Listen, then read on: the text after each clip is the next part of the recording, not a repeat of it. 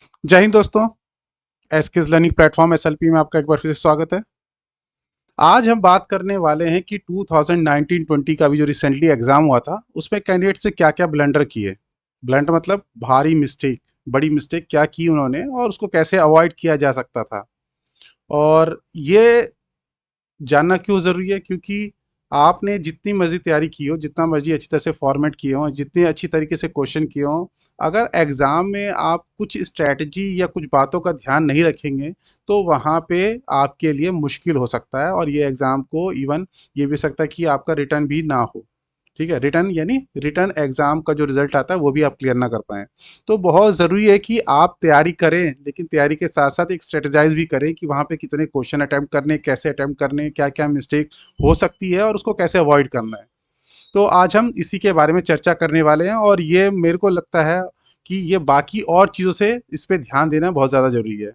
क्योंकि आप तैयारी एक फॉर्मेट कम भी बनाएंगे, आप कम भी प्रिपेयर करके जाएंगे, कोई प्रॉब्लम नहीं है, लेकिन वहाँ पे एक स्ट्रैटेजी किस तरह से एग्जीक्यूट करना है उसके बारे में आपको क्लियर होना ज़रूरी है।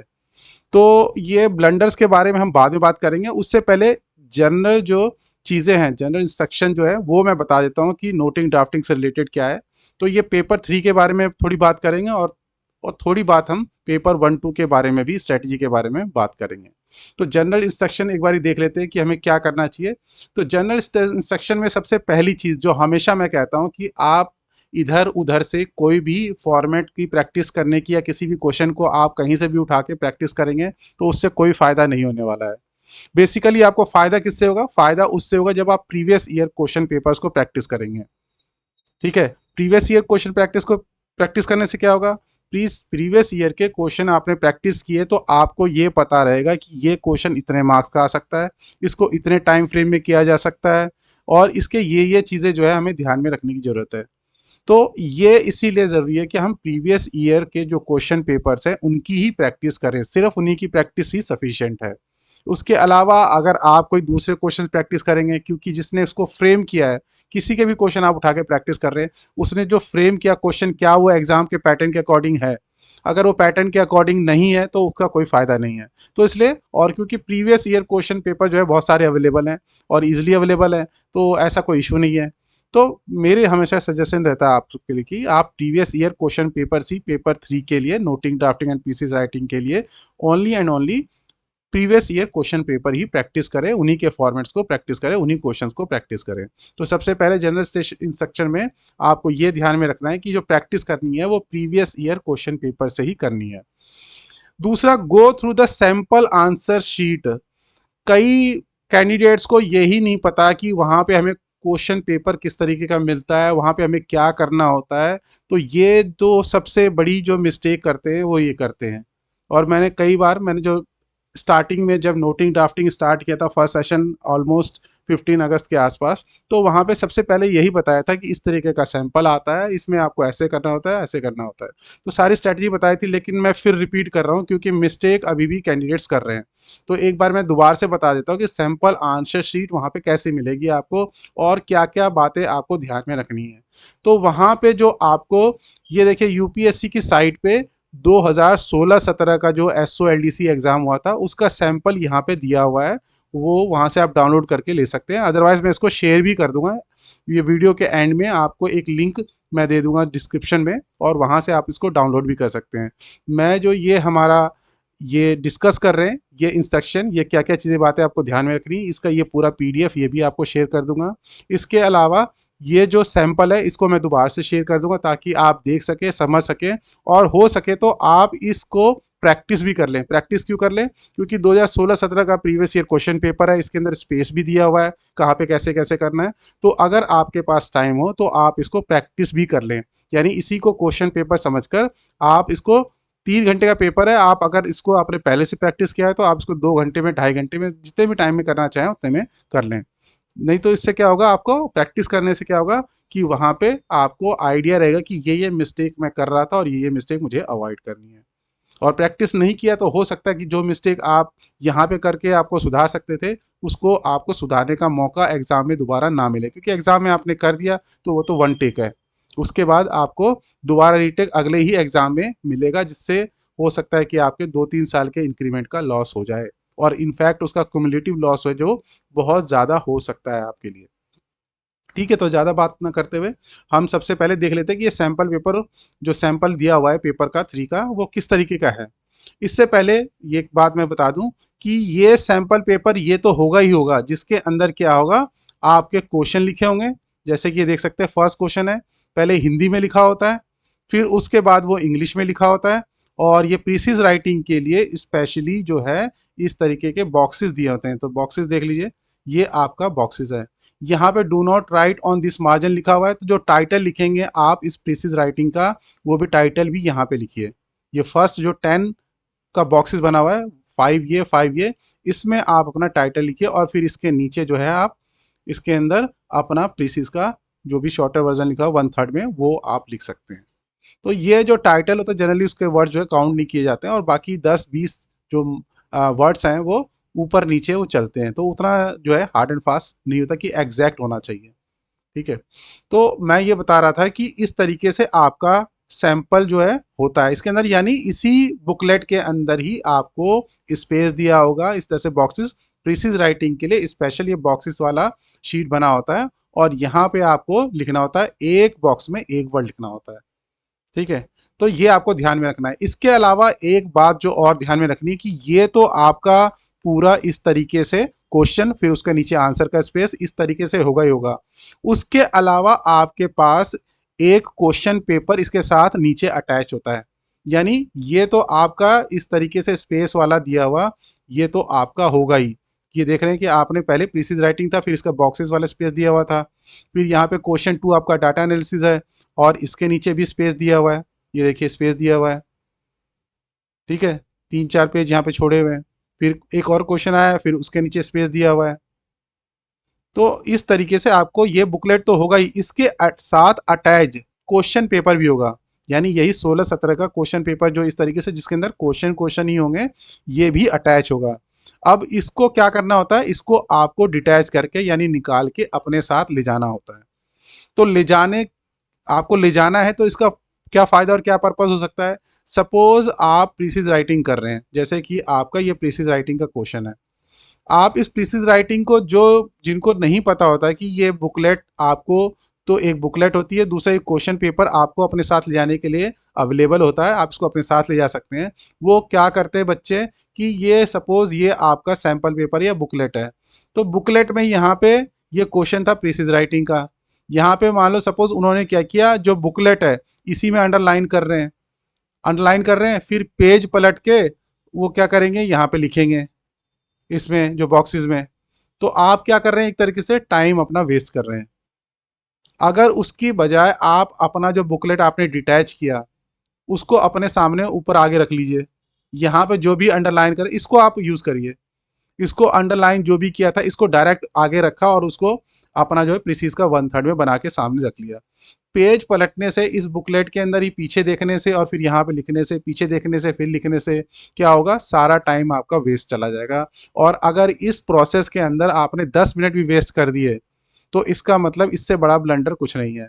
10 मिनट का मतलब एटलीस्ट आपका एक तो कम्युनिकेशन आपने छोड़ा।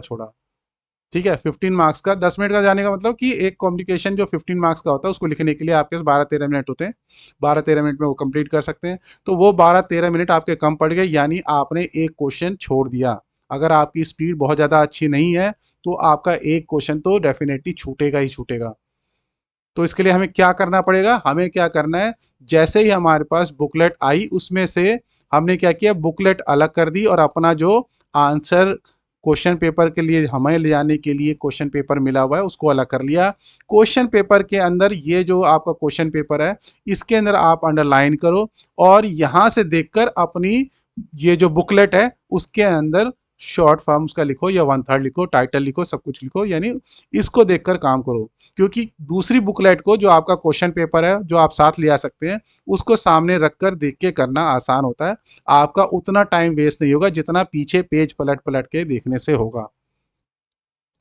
ठीक है, तो ये बात आपको बिल्कुल ध्यान में रखनी कि आपको अपनी बुकलेट या अपना क्वेश्चन पेपर ले आने के लिए आज़ादी रहती है, और आप उसको जो है अलग करके उसको यूज़ कर सकते हैं। तो इसका यूज़ करिए और यहाँ पे बुकलेट में रखिए। इसी तरीके से मान लो आप जैसे डाटा एनालिसिस भी कर रहे हैं। तो डाटा एनालिसिस में क्या होता है, टेबल होता है, बार बार रेफर करना पड़ता है क्या लिखा हुआ है क्या नहीं लिखा हुआ है। तो इसको यहाँ पे अपनी बुकलेट में देखने की बजाय आप अपना क्वेश्चन पेपर खोल लो, जो क्वेश्चन पेपर के अंदर लिखा हुआ है। तो यहाँ पे अपना जो भी करना है, कुछ शॉर्ट में करना है, कुछ कहीं पे कुछ मार्क करना है, अंडरलाइन करना है, सर्कल करना है, वो सब चीज़ें आप यहाँ पे कर सकते हैं। और यहाँ पे आप सीधा स्पेस खोलेंगे, देखेंगे स्पेस, अच्छा भाई इसके नीचे कहाँ स्पेस है, ये स्पेस है, तो ये आपका क्वेश्चन 2 है, इसके नीचे स्पेस आपने देखा यहाँ पे आप लिखना स्टार्ट कर दो। ठीक है, तो ये लिखना स्टार्ट कर दिया आपने, तो फिर यहाँ पे देख के उधर से लिख सकते हैं, आपको बार बार पेज पलटना नहीं पड़ेगा। तो उससे काफ़ी टाइम सेव होता है। तो ये भी एक तरीके का ब्लंडर है, और जो करने से आपका टाइम डेफिनेटली वेस्ट हो रहा है। ठीक है, तो ये चीज़ आपको ध्यान में रखनी है कि आपके लिए अलग स्पेशल क्वेश्चन पेपर जो है अलग से दिया हो, जो ले आने के लिए आप सैंपल पेपर यानी जो आपका बुकलेट है, बुकलेट में आंसर और क्वेश्चन दोनों वो भी दिए हुए हैं, लेकिन वहाँ पे उसको उस क्वेश्चन को देखने के बजाय अपने क्वेश्चन पेपर में से देखो, जिसको आप ले आ सकते हैं, जिसमें आप कुछ करेक्शन भी कर सकते हैं, कुछ अंडरलाइन भी कर सकते हैं। ये सब चीज़ जो है आपको ध्यान में रखनी चाहिए। और जिनको नहीं इस तरीके से 1920 के एग्जाम में जिन्होंने ये बात ध्यान नहीं रखी, उनका टाइम वेस्ट हुआ है। ठीक है, तो ये चीज़ आपको ध्यान में रखनी है। तो ये आप एक बार इसे दोबारा से मैं दिखा देता हूँ कि ये किस तरीके का बुकलेट है। तो इस तरीके से आपका बुकलेट है, और ये क्वेश्चन पेपर ये अलग से ऐसा मिलेगा, जिसके अंदर क्वेश्चन क्वेश्चन ही लिखे होंगे, इंग्लिश और हिंदी दोनों में। और ये बुकलेट होगा जिसके अंदर बीच में स्पेस भी दिया होगा आपको आंसर लिखने के लिए। तो ऑलरेडी यहाँ पे दोनों में से एक जो मीडियम है, इंग्लिश या हिंदी, दोनों में से एक ही चूज करना होता है। और साथ में यहाँ पे कुछ इंस्ट्रक्शन भी दिए हुए हैं। एक इंस्ट्रक्शन में जो एक बात क्लियर है, वो लिखा हुआ है कि right answer in ink only. जो आंसर लिखना है आपको इंक में लिखना है, लेकिन पेंसिल जो है आप किसके लिए यूज कर सकते हैं, ड्राइंग, डायग्राम्स, स्केचेस, इसके लिए यूज कर सकते हैं। तो ये क्लियरली यहाँ पे मैंशनड है। और एक बात और जो ध्यान में रखनी है कि अगर आपको कोई चीज कैंसिल करना है, if you wish to cancel any work, draw your pen through it, यानी उसको बीच में से क्रॉस, मतलब 2 लाइन डाल के बीच में लिख दिया कैंसल्ड।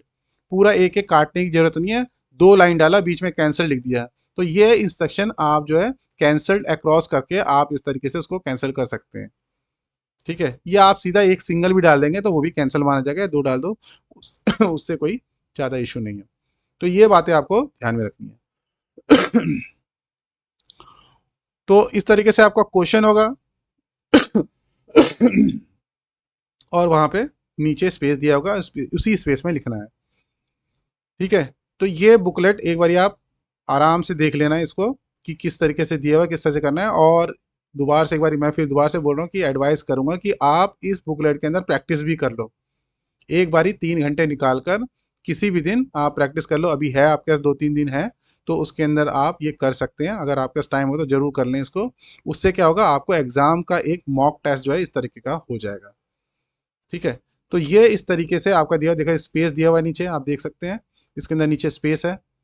और इस तरीके से फिर क्वेश्चन 3 भी आए तो उसके नीचे भी स्पेस होगा। तो इस तरीके से आपका ये बुकलेट होता है, और इसके साथ अटैच्ड ये क्वेश्चन पेपर होता है, जिसके अंदर क्वेश्चन ही लिखे होते हैं सिर्फ। तो ये आपका क्वेश्चन जो आपको ले जाने के लिए दिया होता है, आप ले जा सकते हैं अपने साथ। तो ये बात भी आपको ध्यान में रखनी है। चलिए आगे बात कर लेते हैं, आगे क्या करना चाहते हैं। तो go through the sample answer sheet. तो जो सैंपल आंसर शीट मैंने आपको दिखाई, उसको एक बार जरूर देख के जाएं, और हो सके तो प्रैक्टिस जरूर करके जाएं।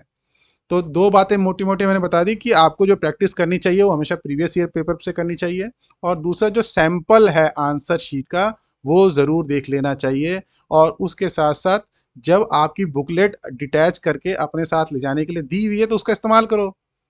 भाई उसको आप, पता ही नहीं आता कि डिटैच करके ले जानी है, और आप उसी बुकलेट के अंदर पीछे देख रहे हैं, फिर आगे लिख रहे हैं, पीछे देख रहे हैं, आगे लिख रहे हैं, तो सारा टाइम जो है वेस्ट हो जाता है। तो ये जो है बहुत बड़ी मिस्टेक है, इसको आपको ध्यान में रखना है। चलिए आगे बात करते हैं। अब ये भी होता है कि पेन किस तरीके का इस्तेमाल करें। किस तरीके का मतलब, देखिए पेन इस तरीके का होना चाहिए जो लाइट वेट हो, आपके हाथ पे जो है वो अच्छी तरह से कंफर्टेबल हो। ठीक है, तो ये चीज़ जो है बहुत ध्यान में रखना है। और ये कई लोग बोलते हैं कि डिफरेंट कलर के पेन इस्तेमाल करें क्या, जैसे कि रेफरेंसिंग करनी होती है, डॉकेटिंग करनी होती है, तो उसके अंदर क्या हम रेड पेन इस्तेमाल करें, रेडिंग लिखा होता है एमओपी के अंदर। तो मेरा तो ये है कि अनटिल और अनलेस आपकी स्पीड बहुत ज़्यादा अच्छी है और आप इस तरीके का कर भी पाते हैं, मतलब प्रेजेंटेशन के लिए ये भी टाइम निकाल पा रहे हैं, तो बात अलग है। अगर आपकी स्पीड बहुत ज़्यादा अच्छी है, इस तरीके का प्रेजेंटेशन करने के बाद भी आप पूरा पेपर कर पा रहे हैं, तो आपको इसके अंदर मैं कोई सलाह नहीं दूंगा, आप अपनी मर्जी से जो मर्जी करिए उसके अंदर। लेकिन मोस्टली जो कैंडिडेट्स हैं उनकी स्पीड बहुत ज़्यादा नहीं होती, वो पूरा पेपर कर लें वो भी बड़ी बात होती है। तो इसलिए मैं उन कैंडिडेट्स को ये सलाह दूंगा कि आप इन कलर इंक के चक्कर में ना पड़ें। एक सिंगल कलर का पेन यानी ब्लू पेन इस्तेमाल करें, जो भी इंस्ट्रक्शन है देख लेना, ब्लू या ब्लैक है, मेरे हिसाब से जनरली ब्लू पेन होता है, तो ब्लू पेन ही इस्तेमाल करें। और ये रेड और इस तरह से करने की जरूरत नहीं, उसी पेन से ही लिख दें जो भी डॉकेटिंग करनी है, जो भी रेफरेंसिंग करनी है, इस तरीके से। क्योंकि देखेंगे आपने ऊपर देखा कि पेंसिल का जो है कहीं से लिखना वैसे भी अवॉइड करने के लिए बोला हुआ है, और डायग्राम और इन सब के लिए इस्तेमाल किया गया है। तो आप रेफरेंसिंग करें, पेंसिल से करने बैठ रहे हैं वहाँ पे, या इस तरह की चीज़ें जो है टाइम वेस्ट करती हैं, वहाँ पे आप पेपर ही पूरी तरह से कर लो, उससे बड़ी बात कुछ नहीं है। आप पूरी तरह से पेपर कर लो, सारा जो ड्राफ्ट आप बनाया आप सेटिस्फाइड हो कि मैंने बहुत अच्छा ड्राफ्ट बनाया, उतना हो जाए, उतना भी 3 घंटे के अंदर सफिशियंट होता है, उतने में ही आपको बहुत अच्छे मार्क्स मिल जाएंगे। तो मैं जनरली ये सजेशन देता हूँ कि इसको अवॉइड किया जाए अनटिल अनलेस आपने बहुत ज़्यादा प्रैक्टिस कर रखी है, आपकी बहुत अच्छी स्पीड है, आप जो भी वहाँ पे करेंगे 3 घंटे से पहले निपटा देंगे, तो वो उस केस में आप जो मर्जी यूज़ करें वो आपकी रिस्क है। मैं लेकिन सलाह नहीं देता कि आप अलग अलग तरह के कलर के पेन इस्तेमाल करें, सिर्फ और सिर्फ वही पेन यूज़ करें जो भी इंस्ट्रक्शन में दिया हुआ है, और जो कि जनरली ब्लू पेन ही होता है कि ब्लू पेन से करना है। ठीक है। तो क्योंकि अगर आपने ये कलरिंग करने के चक्कर में, अलग अलग पेन यूज़ करने के चक्कर में आपका टाइम वेस्ट हो गया, तो क्या होगा, आपको एंजाइटी होने लग जाएगी, आपका टाइम वेस्ट हो जाएगा, एंजाइटी हो जाएगी, टाइम लिमिट के अंदर क्लियर नहीं हो, मतलब क्वेश्चन नहीं कर पाएंगे सारे। तो फिर बाद में वो प्रॉब्लम जो होती है धीरे धीरे बढ़ती जाती है, यानी आपको जैसा लगे कि 5 मिनट या 10 मिनट में लेट हो रहा हूँ, आपको लगेगा कि मैं अब क्या है, मेरा टाइम मैनेजमेंट नहीं हो पाएगा, तो उससे क्या होगा, अगला क्वेश्चन भी उसके खराब होने के चांसेस हैं। तो इसलिए पहले ही अपना टाइम जो है बहुत ही समझदारी से, सूझबूझ से इस्तेमाल करें वहाँ पे। तो डिफरेंट कलर के पेन मैं अवॉइड करने के लिए सजेशन दूंगा। और फिर सिलेक्शन ऑफ पेन, मैंने बताया कि पेन किस तरीके का इस्तेमाल करना है, तो सबसे पहले तो वो लाइट वेट होना चाहिए। जनरली क्या है, आपको लाइट वेट और कंफर्टेबल, यानी आपको हाथ में जो भी सूट कर रहा है। जनरली जो 10-20 रुपए वाले और सस्ते सस्ते पेन होते हैं वो लाइट वेट भी होते हैं, कंफर्टेबल भी होते हैं। आजकल बहुत अच्छे अच्छे पेन आ रहे हैं, आप उनको ही देख जाके ट्राई कर सकते हैं किसी स्टेशनरी पे जाके, और जो आपके हाथ में सेट हो उसको आप ले सकते हैं। स्मूथ हो, लाइट वेट हो, कंफर्टेबल हो। और बॉल पेन लेना है या इंक पेन लेना है या जेल पेन लेना है, तो उसके अंदर मेरी जो चॉइस है या मैं जो आपको सजेस्ट करूंगा वो बॉल पेन ही आप इस्तेमाल करें। बॉल पेन आजकल बहुत स्मूथ और बहुत लाइट वेट और कंफर्टेबल बहुत सारे पेन आते हैं, आप उनको इस्तेमाल करेंगे तो मुझे लगता है कि आपको वहाँ पे, जैसे क्योंकि गर्मी का टाइम होता है, हाथ में पसीना भी आ जाता है, अगर आपने इंक से लिखा, जेल पेन से लिखा, और गलती से कहीं 1-2 बूंद पानी भी डल गया, तो फिर वहाँ पे चांसेस ये है कि आपको फिर से एनजाइटी होने लग जाए, आपको परेशानी होने लग जाए, और उससे आपका आगे का पेपर जो है प्रॉब्लम होने लग जाए उसके अंदर। यानी वो कहते हैं फिर मेंटली या साइकोलॉजिकली ऐसा होने लग जाता है, तो फिर आगे भी क्वेश्चन जो अच्छा कर सकते हैं आप, वो भी उसमें भी जो है आपका खराब हो सकता है। अच्छा, एक चीज़ जो मैं बताना चाहूँगा कि नोटिंग ड्राफ्टिंग हो या आपका पेपर 1-2 कोई सा भी हो, आप अपने साथ एक डिजिटल वॉच, डिजिटल कह लो या वैसे भी मैनुअल वाला जो वॉच वॉच होता है जिसके अंदर सुइयाँ होती है, नीडल वाली वॉच होती है, वो लेके आप जा सकते हैं। स्मार्ट वॉच जो है उसको अवॉइड करना है। वो मान लो वहाँ पे आप स्मार्ट वॉच लेके जाओ, वहाँ पे उसके अंदर कोई ऑब्जेक्शन उठा दे, तो उसको लेके नहीं जाना है, स्मार्ट वॉच को अवॉइड करना है। आप वहाँ पे दूसरा वॉच लेके जाइए जो स्मार्ट वॉच ना हो। ठीक है।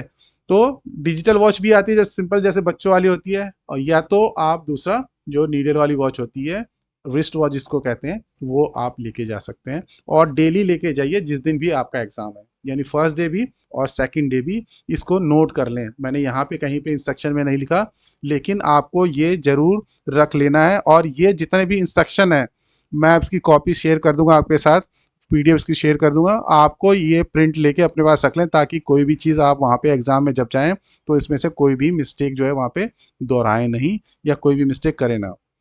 ठीक है। तो बहुत इंपॉर्टेंट है ये बात। तो मेरी चॉइस क्या रहेगी, बॉल पेन या ज़्यादा से ज़्यादा रोलर पेन, क्योंकि रोलर पेन भी एक तरह से बॉल पेन की तरह ही होता है। ठीक है। और सिंपल, लाइट वेट, कंफर्टेबल जो आपके हाथ में हो। और जहां तक हो सके जो भी पेन आप एग्जाम में यूज करने वाले हैं, आप एग्जाम से पहले ही कुछ उससे प्रैक्टिस कर लें ताकि वो आपके हाथ में सेट हो जाए, आपको लिखने की हैबिट हो जाए। अगर उससे कोई प्रॉब्लम हो भी रही है तो आपको पहले ही पता चल जाए कि मुझे इसे लिखने से प्रॉब्लम हो रही है, मुझे कुछ चेंज करने की ज़रूरत है। तो ये इस तरह की स्ट्रेटजी आपको पहले से ही अपना लेनी चाहिए। ठीक है, तो सिलेक्शन ऑफ पेन आपको पता चल गया और एक ही कलर का पेन यूज़ करना है, ये मेरी सलाह है। और किस तरीके का पेन लेना है ये भी मैंने आपको बता दिया, और उसमें क्या क्या चीज़ें आपको ध्यान में रखनी है। थिंग्स टू कैरी, अब क्या क्या चीज़ लेके जाओगे आप? तो सबसे पहले तो जो भी पेन लेके जा रहे हैं, ऐसा नहीं कि आप पेन एक ही लेके जाएं और पता चले कि वहां पे लिखते लिखते वो खत्म हो गया। तो एटलीस्ट स्पेयर में 2 पेन तो रखें, यानी एक के साथ +2, 1+2, यानी 3 पेन लेके जाएं आप, ब्लू पेन। ठीक है, और उसके अलावा अगर ब्लैक पेन यूज़ होता है कहीं पे तो एक ब्लैक पेन ले जा सकते हैं, अगर इंस्ट्रक्शन वगैरह की कुछ करना है, अगर ब्लैक में लिखना है तो वो लेके जाएं। अदरवाइज अगर रिक्वायरमेंट नहीं है, इंस्ट्रक्शन पढ़ लेना आप एग्जाम में क्या दिया हुआ है, उसके अलावा अगर जरूरत नहीं है तो आप उसको ना लेके जाएं। साथ में लेके जाएंगे आप 2 पेंसिल्स, जो भी शार्प करके पहले से रख लेंगे, पहले से छिल के रख लेंगे उसको। एक इरेजर लेके जाएंगे, रबड़ लेके जाएंगे मिटाने के लिए। और शार्पनर की जरूरत होनी नहीं चाहिए आपको, लेकिन फिर भी एक बैकअप की तरह रख लीजिए। तो इसका क्या यूज़ होगा? इसका यूज़ मैं बताऊंगा, ये आपका हेल्प करेगा। मान लो जो क्वेश्चन करना है आप उसको पेंसिल से टिक कर लो, अपने बुकलेट की बात कर रहा हूँ मैं। क्योंकि एक मिस्टेक जो बहुत बच्चे करते हैं कि एक क्वेश्चन का आंसर दूसरे क्वेश्चन के स्पेस में कर दिया आपने। ठीक है, तो उसके लिए क्या स्ट्रेटजी आपको अपनानी है वो मैं बताऊंगा आपको। उसके लिए स्ट्रेटजी ये हो सकती है कि आपको जो क्वेश्चन करना है उसके नीचे स्पेस रहने दो और बाकी के नीचे पेंसिल से एक लाइन खींच दो, ताकि आपको याद रहे। सबसे पहले जब आपको पेपर मिल गया तो सबसे पहले यही करो, जो क्वेश्चन आपने डिसाइड किया है उसको रहने दो, और बाकी जो बाकी बचे क्वेश्चन है उसके आगे पेंसिल से हल्की सी लाइन डाल दो, बहुत ज़्यादा नहीं। हल्की लाइन यानी आपको दिख भी जाए और इतनी ज़्यादा ना हो कि अगर मिटाना पड़े, आपको अपना माइंड चेंज करना पड़े तो उसको मिटाने में बहुत टाइम लग जाए। ठीक है, क्योंकि अगर क्वेश्चन गलत हो गया, क्वेश्चन आपने गलत स्पेस में लिख दिया तो उसके लिए 0 मार्क्स मिलते हैं। यानी क्वेश्चन 2 का आंसर आपने 3A में लिख दिया या 3A का आंसर 3B में लिख दिया, तो आपको उस क्वेश्चन के जो आपने आंसर लिखा है उसका 0 मार्क्स मिलता है। तो इसको अवॉइड करने के लिए मुझे जो अभी ये यहाँ से स्ट्रेटजी समझ में आ रही है, ये कर सकते हैं कि जो जो क्वेश्चन आपने करना है उसके स्पेस के नीचे स्पेस देखो। प्रेसिज राइटिंग में आपकी गड़बड़ होने के चांसेस तो बिल्कुल नहीं है, क्योंकि वो बॉक्सेस में करना है। क्वेश्चन 2 के नीचे तो भी मेरे को लगता नहीं है कि होगा, क्योंकि क्वेश्चन 1 में तो कोई लिख नहीं पाएगा क्वेश्चन 2 का आंसर। 3 में है, 3 में आप 3ABC जो है उसमें से जो जो 2 आपको करने हैं उसको आप देख लेना, और बाकी एक को आप पेंसिल से वहां पे जो है इस तरीके से ऐसे क्रॉस पेंसिल से डाल दो, हल्का सा डाल दो बीच में ही शायद है। उससे क्या होगा कि आपको याद रहेगा कि मुझे ये क्वेश्चन नहीं करना है, और अगर कहीं आपने माइंड चेंज किया तो उसको फटाफट 1 सेकंड में वो मिट भी जाएगा, पेंसिल से किया है आपने। ठीक है, तो ये चीज़ आपको इस तरीके से स्ट्रेटेजाइज कर सकते हैं कि आपका जिस क्वेश्चन का आंसर आपको जिस स्पेस में लिखना है वो उसी स्पेस में लिखें। और एक बात का, यहाँ पे एक बात और मुझे जो ध्यान में आई है कि आप जब लास्ट में पूरा पेपर अटेम्प्ट कर लेते हैं, जो खाली पेजेस है उसको आप स्ट्राइक थ्रू कर दें, एक सिंगल लाइन डाल दें कि वहां पे आपने कुछ नहीं लिखा है। ठीक है, तो जनरली ये भी बोला जाता है, तो इस तरीके से कर देंगे तो वो बेटर रहेगा। तो क्या चीज़ें आपको कैरी करनी है और उनका क्या रोल है वो भी मैंने थोड़ा आपको ब्रीफली बता दिया। अब sequence of question to be attempted, अब ये पहले भी मैंने कई बार डिस्कस किया है कि आप उसी सीक्वेंस में करें जिस सीक्वेंस में क्वेश्चन पेपर में दिया हुआ है, क्योंकि प्रीसीज राइटिंग आपका 50 मार्क्स का आता है, सबसे ज़्यादा वेटेज है 1/4 है। 200 मार्क्स में से 50 मार्क्स का मतलब 1/4 जो है वेटेज उसी की है। तो इसका मतलब इंपॉर्टेंट क्वेश्चन है, इंपॉर्टेंट चीज़ें पहले कर लेनी चाहिए मेरे हिसाब से। तो मैंने जो सजेशन ये दिया है वही दिया है कि प्रीसीज राइटिंग सबसे पहले करो, फिर डाटा एनालिसिस करो, फिर उसके बाद जो नोटिंग ड्राफ्टिंग के बाकी क्वेश्चन आए, थर्ड और क्वेश्चन और फोर्थ क्वेश्चन, जिसमें से 3 में से 2 करने हैं और 6 में से 4 करने हैं, वो उसको अटैम्प्ट करो। ठीक है, तो मेरा suggestion, go through the sequence, जो भी सीक्वेंस क्वेश्चन का दिया हुआ है उसी वे में आप बढ़ते जाओ और क्वेश्चन करते जाओ। सीक्वेंस को डिस्टर्ब करने की लिए जरूरत नहीं है, ये मेरा सजेशन है। और अगर इसके अलावा आप कोई स्ट्रेटजी अपनी अटेम्प्ट करना भी चाह रहे हैं तो पहले ही उसको आप एक बारी प्रैक्टिस करके उस स्ट्रेटजी के हिसाब से करके तब जाके एग्जाम में अपीयर हो, वरना क्या है, ये ब्लंडर आपका अगला जो है ब्लंडर हो जाएगा। तो मेरी तरफ से ये वार्निंग है, बाकी आप जो है अपने हिसाब से जो भी करना चाहें वो कर सकते हैं। और मैं अपने एक्सपीरियंस से बता सकता हूँ कि इस सीक्वेंस में चलेंगे तो आपको प्रॉब्लम नहीं आएगी। हाँ, बशर्ते आप अपना टाइम मैनेजमेंट जो है, जिस क्वेश्चन को जितना मैं टाइम अलॉटमेंट मैंने बताया, उस हिसाब से अपना जरूर देख लेना है कि उतने टाइम में ही करें। ज़्यादा ज़्यादा 1-2 मिनट, 5 मिनट मैक्सिमम। अगर फालतू हो गया बड़े क्वेश्चन के अंदर, जैसे प्रीसिज राइटिंग है, 5 मिनट एक्स्ट्रा हो गया तो कोई दिक्कत नहीं है, उसको आगे आप मैनेज कर सकते हैं। अगली जो बात आपको करनी है कि कंप्लीट होल पेपर, पूरा पेपर आपको कंप्लीट करना है। Do not leave any question, कोई भी क्वेश्चन नहीं छोड़ना है। तो इसका मतलब क्या है कि जब आपको लग रहा है कि एक क्वेश्चन को टाइम, जैसे कि प्रीसिज राइटिंग है, उसको टाइम अलॉटमेंट का 45 मिनट्स है, 45 से 50 मिनट्स में वो अगर नहीं हो पाएगा, अगर आपको लग रहा है, तो आप फास्ट करो, यानी फास्ट करने के यानी प्रैक्टिस करके जाओ, एक तो पहली बात। दूसरा, वहां पे अपनी स्पीड प्रोसेस को उसी में स्पीड करो, यानी क्वेश्चन को अटेम्प्ट भी करना है, बहुत ज़्यादा अच्छा बनाने के चक्कर में भी नहीं रहना है, और बहुत ज़्यादा घटिया भी ना बन जाए, ये भी ध्यान में रखना है। ठीक है, टाइम के अकॉर्डिंग जितना बेस्ट आप बना सकते हो उतना बेस्ट बनाओ, टाइम को ज़्यादा एक्सटेंड नहीं करो। अगर टाइम मैनेजमेंट खराब हो गया तो लास्ट के 2-3 क्वेश्चन छूट जाएंगे, ये आपको ध्यान में रखना है। ठीक है, तो do not right lengthy answers, बहुत ज़्यादा लेंदी आंसर्स मत लिखो। हाँ, अगर कोई क्वेश्चन आ गया जिसके बारे में आपको बहुत ज़्यादा अच्छा पता है, तो बहुत ज़्यादा अच्छा पता का मतलब ये है कि आप उसके अंदर 2-3 मिनट का लेवरेज ले सकते हैं, 2-3 मिनट एक्स्ट्रा उसके अंदर लगा के थोड़ा और ब्यूटीफाई करके लिख सकते हैं। लेकिन इसका मतलब ये नहीं कि अगर वो क्वेश्चन आता है तो आप उसको, जहां अगर उसको करने के लिए 13 मिनट है तो आप उसको 25 मिनट तक कर रहे हैं। ठीक है, उतना ज़्यादा नहीं। 13 मिनट है, ठीक है, 15 मिनट कर दिया, 16 मिनट कर दिया, इतना सफिशियंट है। 2-3 मिनट एक्स्ट्रा लगा दे, कोई दिक्कत नहीं है। बहुत ज़्यादा लेंदी लिखने के चक्कर में ना रहो आप।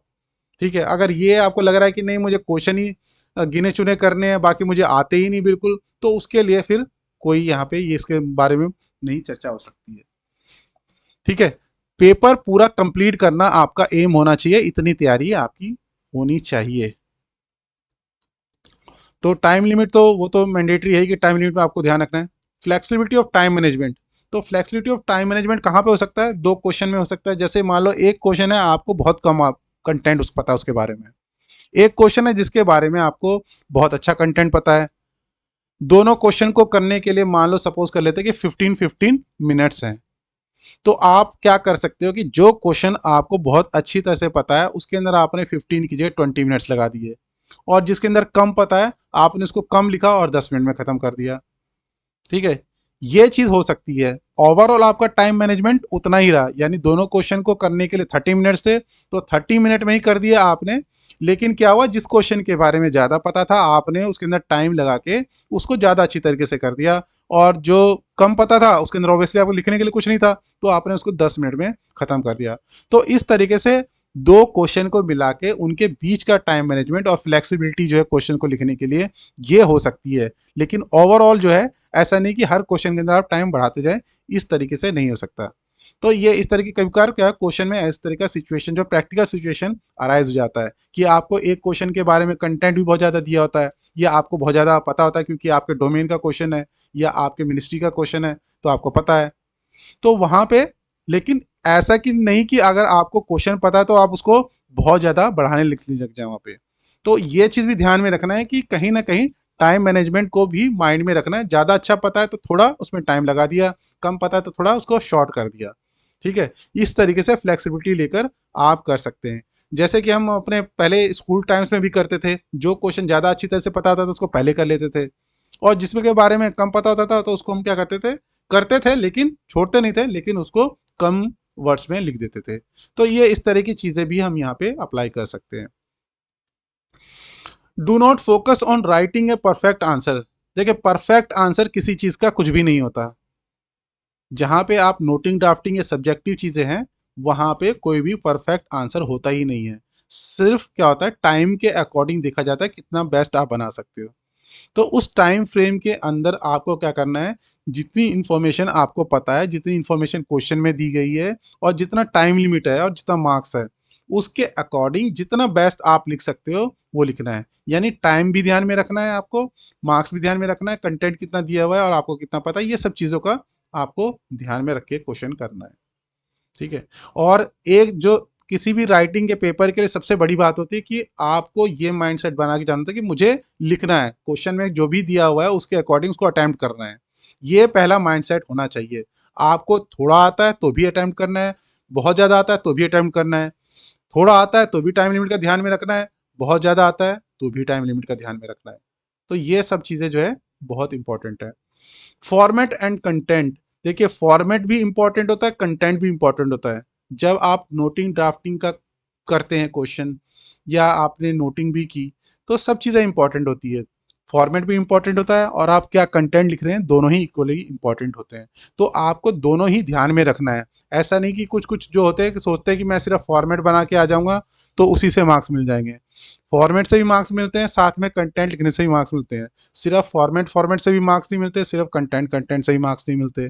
तो आपको दोनों के लिए ध्यान में देना चाहिए, दोनों की प्रैक्टिस करनी चाहिए। और जब से मैंने नोटिंग ड्राफ्टिंग के सेशंस लिए हैं, जितने भी मैंने सीरीज कराई है, जितने भी फॉर्मेट डिस्कस किए हैं, अब बहुत सारी चीज़ें जो है आपके पास अवेलेबल है, उनको सुनने के लिए, समझने के लिए, करने के लिए, गाइडेंस के लिए। तो अब जो है इस तरीके की चीज़ें जो है आपको ध्यान में आराम से दे सकते हैं आप, आपको कोई ज़्यादा इश्यू नहीं है, और इसलिए दोनों पे ध्यान दिया जाना चाहिए। Generally format of communication is written in the question itself. देखिए एक क्वेश्चन, बहुत से लोग क्या करते हैं, बोलते हैं इसमें नोट लिखा है, नोटिंग करनी है नहीं करनी है। देखिए जब तक क्वेश्चन के अंदर क्लियरली लिखा हो कि ये चीज़ बनाओ, तो वो चीज़ भी बनानी चाहिए, अनटिल अनलेस एम्बिग्यूटी हो। जैसे कि बोल दिया कि कहीं पे डीओ लेटर बन सकता है और उन्होंने सिर्फ लिख दिया लेटर बनाओ, मतलब उन्होंने लिखा कि ड्राफ्ट ए सुटेबल लेटर, तो वहां पे डीओ लेटर का स्कोप है। लेकिन अदरवाइज अगर कैसी जगह है, सिचुएशन है जहाँ पे लिखा है ओएम बनाओ, तो ओएम लिखा है तो क्लियर बात है ना कि ओएम तो बोल ही रहा है वो, ओएम तो कोई दूसरा ओएम होता नहीं है। लेटर डीओ लेटर हो सकता है कि डीओ लेटर और लेटर के लिए एक लेटर वर्ड यूज किया गया हो, तो ये चीज हो सकता है। नोटिंग और आईडी नोट और आईडी नोट दोनों जो है मिलते जुलते हैं, तो आईडी नोट और नोट में आपको कंफ्यूजन हो सकती है, लेकिन बाकी में कंफ्यूजन नहीं होनी चाहिए। ऑर्डर जहाँ लिखा, ऑर्डर का मतलब सीधा ऑर्डर होता है, ऑर्डर से अलावा और कोई दूसरा मिलता जुलता वर्ड नहीं है, ऑफिस ऑर्डर। तो ये सब चीज़ें जो हैं आपको ध्यान में रखनी है कि जनरली अब जो फॉर्मेट आ रहा है, जो पैटर्न है एग्जाम का, नोटिंग ड्राफ्टिंग का, उसके अंदर क्लियरली क्वेश्चन में लिखा होता है कि ये चीज़ बनाओ, ठीक है। तो आप, और जो एमओपी है उसके अंदर इंस्ट्रक्शन पढ़ के जाएं कि जहाँ पे कंकरेंस लेना है या क्या करना है तो वहाँ पे क्या करना है। तो ये सब चीज़ें आपको आइडिया होना चाहिए, और जनरली आपको डिविएट नहीं करना, क्वेश्चन में जो भी इंस्ट्रक्शन दिया हुआ है उसी के हिसाब से बनाना है।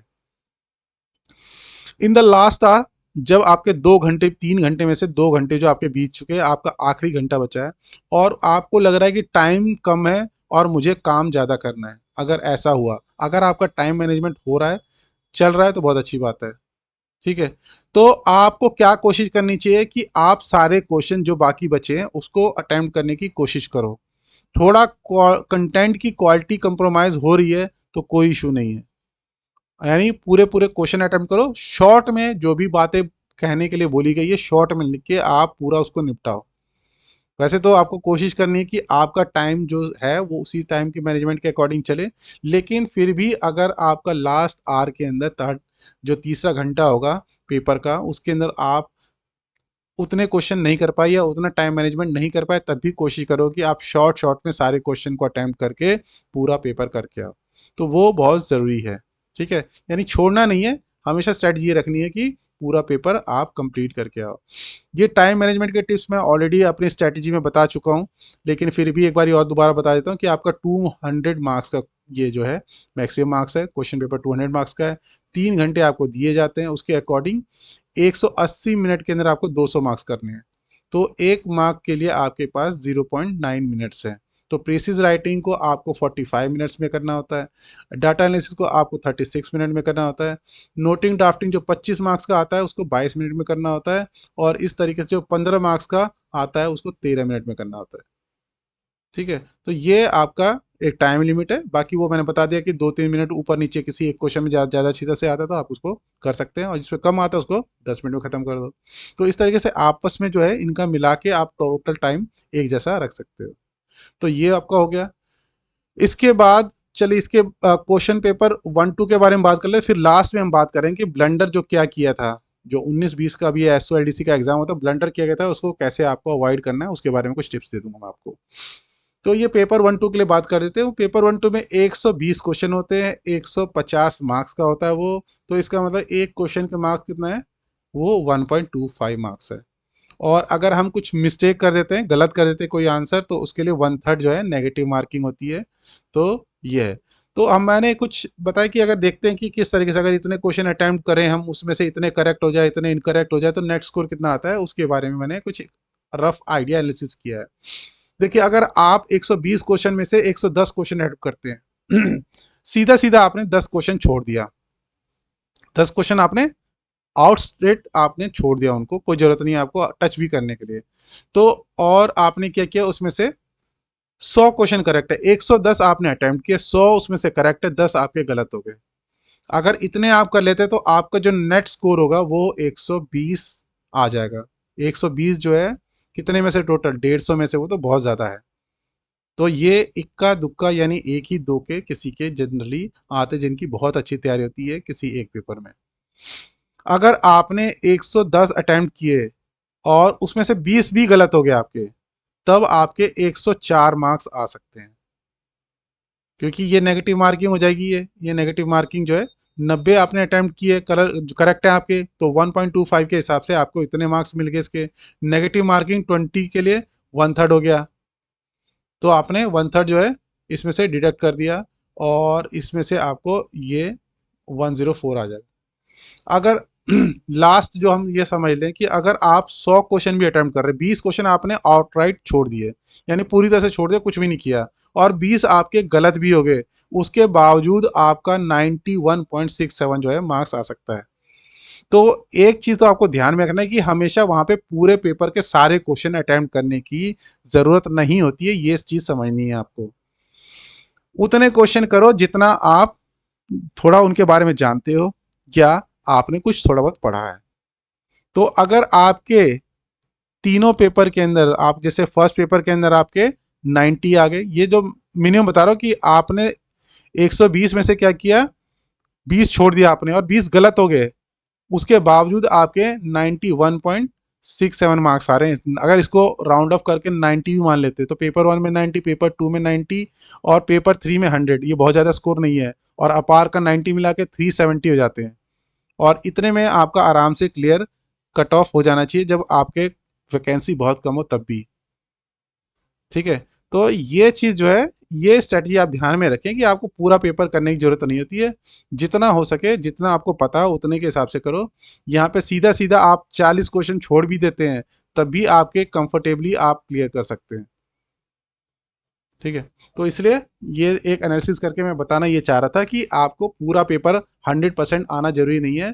आपको वहाँ पे स्ट्रेटेजाइज करना है कि किस तरीके से मुझे कितने क्वेश्चन करने हैं, या आप अपने हिसाब से कितनी तैयारी है, कितना आप है, इस तरीके से आप एक एनालिसिस करके अपने लिए कितने क्वेश्चन अटैम्प्ट करने चाहिए एक सेफर साइड के लिए, वो आप देख सकते हैं।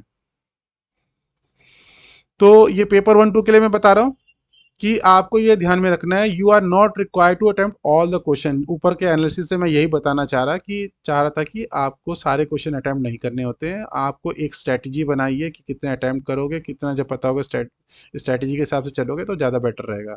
20 क्वेश्चन तो आप आउटराइट छोड़ रहे हैं और 20 गलत भी कर रहे हैं, तब भी आपका काम जो है अच्छी तरीके से वहाँ पे सिलेक्शन का हो सकता है। तो ये बातें ध्यान में रखनी है। लेकिन अवॉइड ब्लाइंड गैसेस। देखिए, सबसे बड़ी बात क्या ना, आप कोई क्वेश्चन है आपके बारे में कभी सुना भी नहीं, कोई ऑप्शन के बारे में कभी देखा भी नहीं, तो इस तरह के क्वेश्चन में तो कंप्लीटली उसको छोड़ दिए, वो उसको इन 20 की कैटेगरी में रखिए जिसको आपने हाथ ही नहीं लगाया।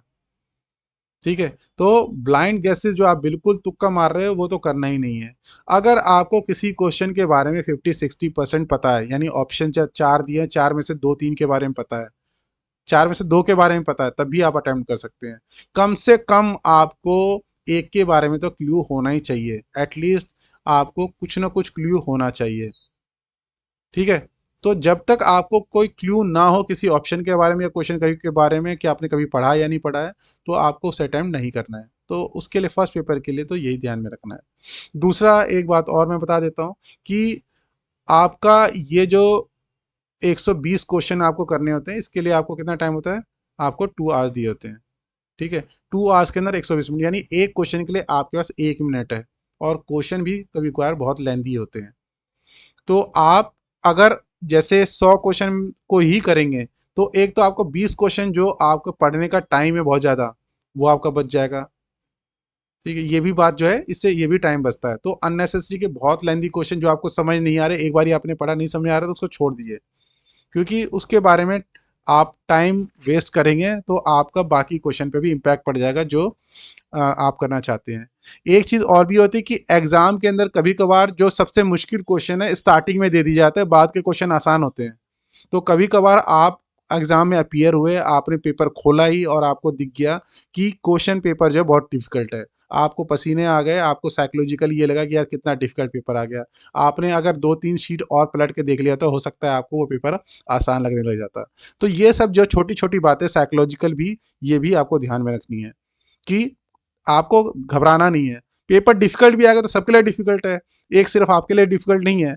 ओवरऑल कट ऑफ क्या होगा, उसी के अकॉर्डिंग कम हो जाएगी। तो इसीलिए पेपर डिफिकल्ट हो या आसान हो, आपको अपना कूल मेंटेन करके रखना है। ठीक है, डिफिकल्ट सिचुएशन में ही तो कूल मेंटेन करके रखना पड़ता है, अपना पेशेंस को ध्यान में रखना पड़ता है। तो यही चीज़ तो वहाँ पे आपको करनी है। वहाँ पे सिर्फ आपको एग्जाम के अकॉर्डिंग कितनी प्रैक्टिस है वो सिर्फ उतना ही मेजर किया जाता। यूपीएससी आपका साइकोलॉजिकल भी टेस्ट ले लेता है। तो ये सब बातें भी आपको ध्यान में रखनी है और अपने माइंड में ये सब चीज़ों को प्रिपेयर करके जाना है। तो टाइम मैनेजमेंट बहुत ज़रूरी है इसमें भी, पेपर 1-2 में भी, क्योंकि एक क्वेश्चन के लिए 1 ही मिनट है। और आपको क्योंकि गोले भी भरने होते हैं, गोले भरने में भी टाइम लगता है। तो हो सकता है तो 1-2 गोले भरने की प्रैक्टिस आप यहाँ पे भी कुछ प्रैक्टिस करके चले जाओ, और उसके हिसाब से वहाँ पे आपको आसानी रहेगी, कुछ स्ट्रैटेजी बना लो। तो ये इसके लिए एक चीज़ और, कि जो पेन यूज़ करेंगे गोले भरने के लिए, 0.5 mm वाला पेन यूज़ नहीं करना, वो पतला होता है, उसमें गोले भरने में टाइम लगता है। 0.7 वाला थोड़ा मोटा होता है, उससे आप गोले भरेंगे तो जल्दी भर जाएगा। ये मेरा प्रैक्टिकल एक्सपीरियंस है, उसके हिसाब से बता रहा हूँ आपको। तो 0.7 वाला ब्लैक जो है वो पेन लेके जाएं। 0.5 वाला नहीं, बहुत पतली निब वाला जो होता है, नोक वाला जो होता है, उससे गोले भरने में टाइम लगता है। उसी तरीके से जैसे आप नोटिंग ड्राफ्टिंग में भी कर रहे हैं, तो उसमें भी जैसे तो बहुत पतले पेन होते हैं, उसमें लिखने में कंफर्ट नहीं बनता। तो अगर आप पेन कोई चूज़ कर रहे हैं, लाइट वेट कंफर्टेबल भी चूज़ कर रहे हैं, तो उसका थोड़ा जो टिप है वो बहुत पतला नहीं हो, इस तरीके से आप यूज़ करें। ठीक है, तो कंफर्टेबल होना चाहिए, साथ के साथ लिखने में भी आपको आसानी होनी चाहिए। इस तरीके से जाके स्टेशनरी पे कोई अच्छा सा पेन अभी ही ले लें। लास्ट मोमेंट पे कोई नए पेन से जो है लिखना नहीं चाहिए, ये मेरी तरफ से आपको सजेशन रहेगा।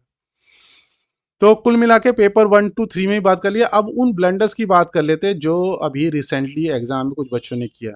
तो did not go through the sample answer sheet. Sample answer sheet मैंने अभी आपको दिखा दिया, ये किस तरीके का था। इसमें स्पेसिमेन में कि इस तरीके से यहाँ पे स्पेस दिया होता है, इसको सैंपल आंसर शीट। कई बच्चों ने तो उसको देखा ही नहीं किस तरीके का होता है, उनको ये नहीं पता कि अपना जो आंसर क्वेश्चन आंसर का पेपर होता है उसको डिटैच करके अपने साथ ले जाना होता है, उसको यूज़ भी कर सकते हैं। तो ये बात जो है बहुत चीज़ ध्यान देने की है, इससे काफ़ी टाइम बचता है। तो जो लोग पीछे देखकर वहाँ पे उसी बुकलेट के अंदर देखा, उसी में अंडरलाइन किया था, उसी में प्रेसिज बना रहे थे, उन्होंने 10-15 मिनट जो है अपना वेस्ट कर दिया। तो ये सैंपल जो है मैं इसको शेयर करूँगा अभी, जब लास्ट में डिस्क्रिप्शन में नीचे एक लिंक शेयर किया जाएगा, उससे आप इसको सेलेक्ट करके वहाँ पे देख कर डाउनलोड करके इसको यूज़ कर सकते हैं, इसकी प्रैक्टिस भी कर सकते हैं। तो ये चीज़ आपको शेयर कर दी जाएगी।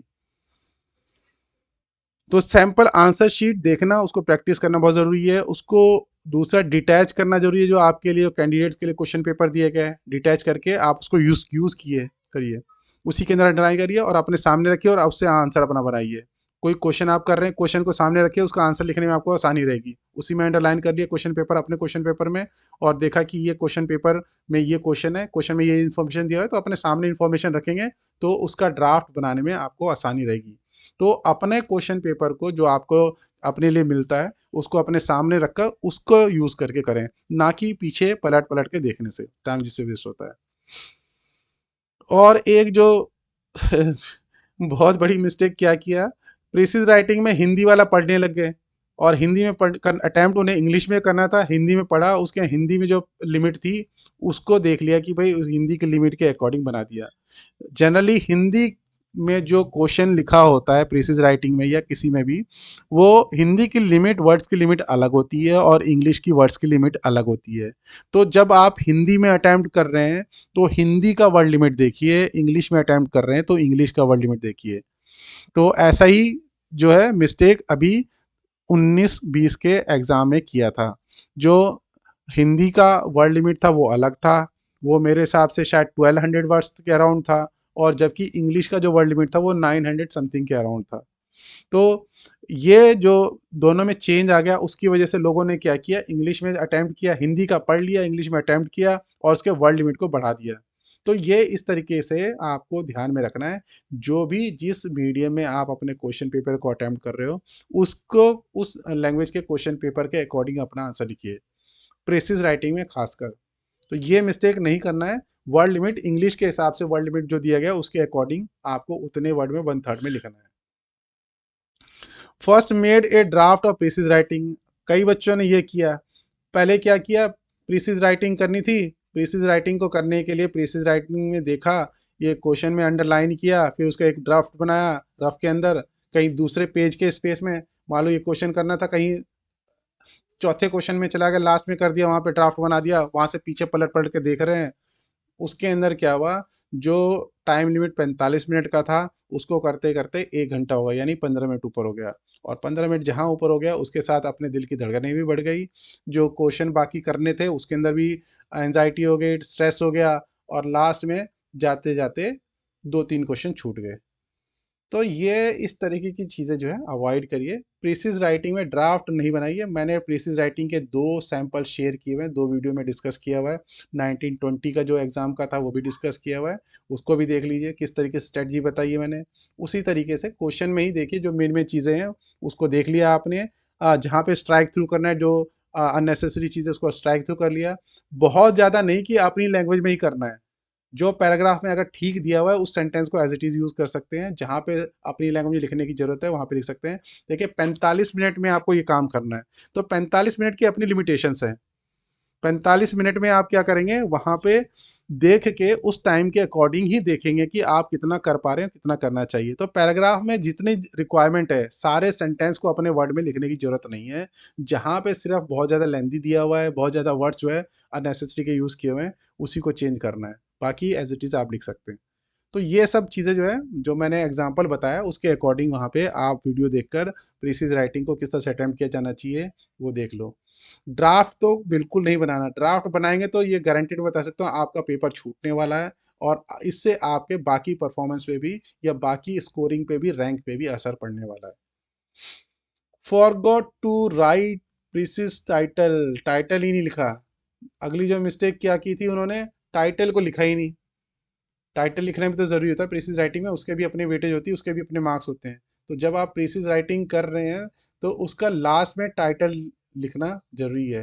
लास्ट में क्यों, क्योंकि मैंने जो स्ट्रेटजी बताई थी उसके अंदर बोला कि पहले आप प्रीसिज राइटिंग को करो, 1/3 में लिखो, और लिखने के बाद जो आपने ड्राफ्ट प्रिपेयर, सॉरी मतलब जो आपने प्रीसिज लिखा है 1/3 में, उसको देखो कि आपने किस चीज़ के बारे में लिखा है, क्या उससे मेन बात सामने आती है, उसके अकॉर्डिंग टाइटल दे दो। तो ये टाइटल लिखना बहुत ज़रूरी है, ये भी आप ध्यान में रख लेना। Spent too much time on precis writing, तो कई लोगों ने क्योंकि टाइम मैनेजमेंट अपना बिगाड़ लिया, बहुत ज़्यादा टाइम लगा दिया, चाहे वो ड्राफ्ट बनाने की वजह से हो गया हो या किसी और वजह से। तो जब टाइम लिमिट बिगड़ गया तो आगे का भी लिमिट बिगड़ जाएगा, क्योंकि प्रीसिज आपका फर्स्ट क्वेश्चन है। आप बाकी कुछ भी प्रैक्टिस करो ना करो, पहले 2 क्वेश्चन डाटा एनालिसिस और पीसेस राइटिंग तो आपके होने चाहिए, क्योंकि आपने स्टार्टिंग में पहला और दूसरा क्वेश्चन अच्छी तरह से टाइम के मैनेजमेंट के अकॉर्डिंग कर लिया, तो बाकी तो उम्मीद है कि आप बाकियों को मैनेज कर लोगे। तो इन दोनों की तो प्रैक्टिस अच्छी तरीके से होनी चाहिए। Right punctuation mark with word in box itself, तो बॉक्स में ही अगर कोई पंचुएशन मार्क्स है, कॉमा है, कोई डैश है, कोई एक्सक्लेमेशन मार्क्स है, तो वो उसी वर्ड के साथ ही उसी बॉक्स के अंदर आता है। ये आपको ध्यान में रखना है। और कभी कभार कोई बोलता है कि कोई बड़ा वर्ड आता है तो आपका बॉक्स से बाहर जा रहा है, तो देखिए बड़ा वर्ड है आपको तो उसको छोटा, आप छोटे फॉन्ट में अपने हाथ से छोटे फॉन्ट में लिख के उसको कोशिश करिए उसी में आ जाए। ठीक है, तो इस तरीके से मैनेज करना पड़ता है वहाँ पे, इतनी प्रैक्टिस करके जाइए। डाटा एनालिसिस में भी कई लोगों ने जो है टाइम बहुत ज़्यादा लगा लिया था, तो ये भी अवॉइड करना है। तो टाइम मैनेजमेंट बहुत ज़रूरी है। और एक जो मिस्टेक मैंने बता दिया था कि एक जगह जैसे क्वेश्चन 3 है, क्वेश्चन 3A का आंसर उन्होंने 3B में लिख दिया। तो जिन्होंने भी ये मिस्टेक की कि एक क्वेश्चन का स्पेस में लिखने की बजाय दूसरे क्वेश्चन के स्पेस में लिख दिया, उनको ऐसे सर्कमस्टांसिस में 0 मार्क्स मिलते हैं उस क्वेश्चन के लिए। तो ये बहुत बड़ी मिस्टेक है। तो इसके लिए मैंने क्या बताया आपको, मैंने दोबारा से बता देता हूँ कि जैसे ये आपका यहाँ पे क्वेश्चन करना है, आपने देख लिया क्वेश्चन पेपर, एक बार देख लिया, क्वेश्चन भी पढ़ लिया, और ये क्वेश्चन आप करना चाहते हो तो यहाँ पे कुछ मत करो, यहाँ पे स्पेस छुड़ा रहने दो। आप 3B को, जो अगला वाला क्वेश्चन है जो नहीं करना है आपको, उसके नीचे पेंसिल से ऐसे एक लाइन डाल दो, बीच में डाल दो, चाहे ऐसे छोटा सा लाइन ऐसे डाल दो। आपको यानी इंडिकेशन मिलेगा कि मुझे इस स्पेस में नहीं करना है। ठीक है, तो ये इस तरीके से कुछ भी आप इंडिकेशन लिख दो, बाद में उसको पेंसिल से को रबड़ से मिटा देना, लेकिन कुछ ना कुछ इंडिकेशन अपना बना के जाओ कि मुझे ये इस तरीके से जिस क्वेश्चन को नहीं करना, या सपोज ये करो आपको क्वेश्चन 3A ही अटेम्प्ट करना है, ये कौन सा क्वेश्चन है, ये 3C है, यही अटेम्प्ट करना है और इस स्पेस में करना है, तो यहाँ पे एक छोटा सा पेंसिल से 3C लिख लो, बाद में इसको रब कर देना, क्योंकि कैंडिडेट को इस मार्जिन में नहीं लिखना होता, तो यहाँ पे यह तो क्वेश्चन लिख लो 3C या 3 जो भी है। तो इस तरीके से आपको कुछ ना कुछ इंडिकेट करके कि किस स्पेस में लिखना है, ये आपको वहां पे जरूर ध्यान में रख नहीं तो वहां प्रॉब्लम हो जाएगी और इस तरीके से आपके मार्क्स चले जाएंगे। और noting drafting attempted more than required question, ये भी कई लोगों ने किया कि जैसे 3A B C में से 2 करने होते हैं तो तीनों के तीनों कर दिए। आपने अगर एक क्वेश्चन एक्स्ट्रा कर दिया 3 में से, तो आपका क्या होगा, 4 में से छूट जाएगा, और जो एक्स्ट्रा किया उसके मार्क्स तो मिलने नहीं है। सीक्वेंस में आपने किया तो 3A और 3B ही चेक होगा, 3C चेक नहीं होगा, क्योंकि आपको 3 में से 2 करने होते हैं। तो ये भी ध्यान में रखना है कि जितने बोले गए हैं उतने ही अटैम्प्ट करने हैं, उससे ज़्यादा अटैम्प्ट नहीं करने हैं। तो पेंसिल से आप मार्क कर लो कि जिसको आप अटैम्प्ट नहीं करना है। ठीक है, पेंसिल इसीलिए बताएगी क्योंकि आपको कोई माइंड चेंज हुआ आपका कि नहीं मुझे 3, आपने स्टार्टिंग बोला कि 3A 3B करना था मुझे, आपने पेंसिल से उसमें मार्क कर लिया था, लेकिन बाद में कि नहीं बी या थोड़ा डिफिकल्ट है, मुझे नहीं आ रहा समझ में, 3C कर लेता हूँ मैं, तो तुरंत आपने बी को मिटाया, 3C को मार्क कर लिया जो भी मार्क करना था, और बी की जगह पे आपने क्रॉस कर दिया पेंसिल से ही। तो इस तरह की कुछ स्ट्रेटजी आप जरूर डिवाइस करके जाएं, कुछ अपने माइंड में प्रैक्टिस करके जरूर जाएं, अभी भी टाइम है थोड़ा, 3 घंटे निकाल के आप प्रैक्टिस कर सकते हैं। तो ये ऐसे ब्लंडर हैं जिसको अगर आप करेंगे तो बहुत ही ज़्यादा प्रॉब्लम होने वाली है आपके लिए, एग्ज़ाम को क्लियर करना मुश्किल हो सकता है। तो ये सब चीज़ें आप ध्यान में रखिए, मैं इस PDF को शेयर कर दूंगा ताकि आप ये बातें ध्यान में रख सकें, और होपफुली आप ये सैम्पल पेपर को भी देख लेंगे किस तरीके से करना होता है, और इसमें प्रैक्टिस भी कर लीजिए, अगर इस पे प्रैक्टिस क्वेश्चन पेपर को प्रैक्टिस कर लेंगे तो बहुत ज़्यादा बेटर रहेगा। तो मेरी तरफ से आपको एग्ज़ाम्स के लिए शुभकामनाएं, बाकी टाइम मिला तो और भी कुछ मॉडल आंसर्स मैं आप सबके साथ लेके आऊँगा। ठीक है, थैंक यू वेरी मच, जय हिंद।